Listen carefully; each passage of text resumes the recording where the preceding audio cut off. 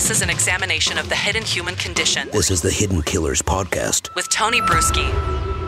With us, Dr. John Delatorre, licensed psychologist, and we're talking about the ballerina that's accused of murdering her husband. She's saying it was in self-defense. Ashley Benefield is who we are talking about. 24-year-old ballerina model falls in love with a 54-year-old man who lost his wife 9 months prior. Doug Benefield got married within 2 weeks of meeting each other.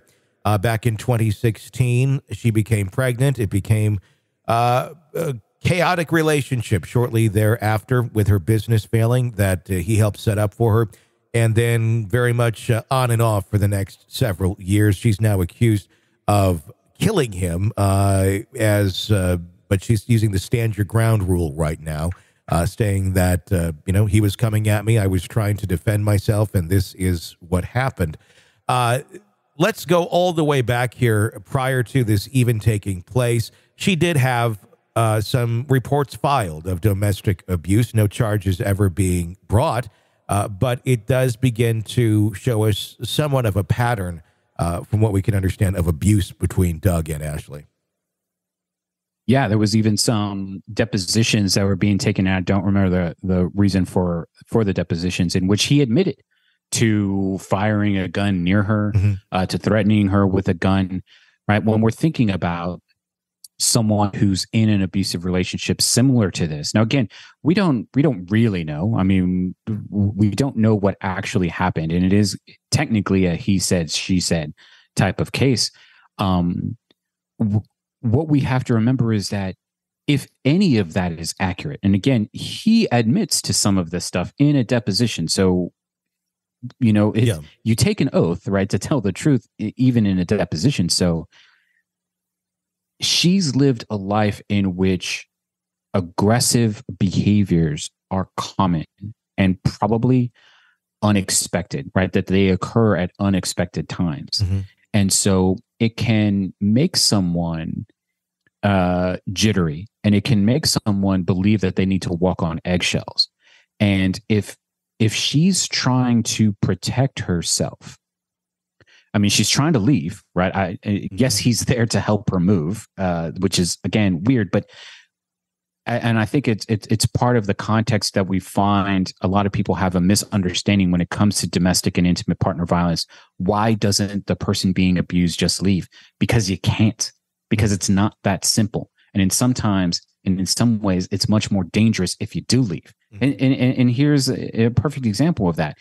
Often we see the abusing person ends up killing the abused person.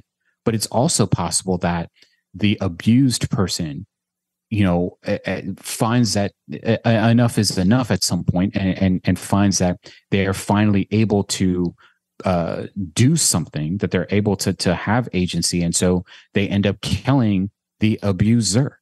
And so it's such a confusing relationship dynamic filled with coercion and manipulation, and violence, that it's not surprising that it happens so often, and happens in times and in places that most people would think it shouldn't, and are unexpected.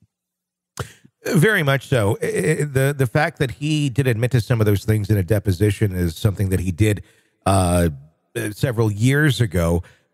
I think anytime you're in a relationship and one of the partner pulls out a firearm and discharges it, whether it be at you or somewhere in the vicinity, that is going to stick with you. And you're going to now view any possible confrontation with that the other is capable of pulling one of those out and possibly using them, I would think, which I think almost leads to an even easier understanding of why maybe she had to do what she had to do. There's some arguments being made that in the past she had made an allegation of poisoning.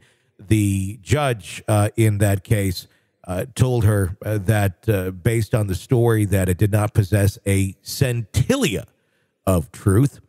Unfortunately, without more specific information or details, it's hard to fully put that into context as to why the judge said that or why he would think that, considering there had already been charges against, or not, or there had been accusations against Doug. Why are we looking at something where maybe there was a little bit back and forth of abuse on both sides, or accusations on both sides that weren't always the truth? Or is this just a bad judge that is not believing a victim? I'm going to go with the second one. Yeah. If I have to choose, I'm gonna choose to believe that there are some men who will never believe women. Sure. And this might be a case that one of those men was in a position of power and just didn't believe that something like this would happen. Mm-hmm. Is it possible that she lied about that thing?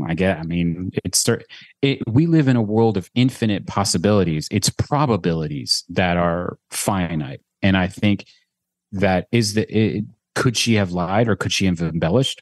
Sure. But I think it's more likely that he just didn't believe her. Sure. And even if she was embellishing, there's another thought here, that the difficulty of being taken seriously and looked at and actually heard. I can see some people, I've known people where, you put what should be shocking enough out there, and for something to happen, nothing does. You feel like, well, maybe I'll have to add on to this, but the original goal is for someone to be held accountable for their previous actions of abuse. But sometimes maybe she felt the need to add into it to get the attention that she needed. And that's certainly possible, and certainly something that a lot of women have to deal with, this idea that they're never going to be believed. And what's worse is that the moment that they try to do something to get someone to believe them, that's the thing that that's the thing that society or whoever is going to hang their hat on and say, see, you lied. Yeah. So I can't believe anything that you say. You're locked into the Hidden Killers podcast. Want more? Start binging on all of our true crime podcasts right now through Apple Podcasts, and get an ad-free experience when you sign up to be a True Crime Today Premium Plus member, exclusively on Apple Podcasts. More of the Hidden Killers podcast, dropping soon. Press subscribe now.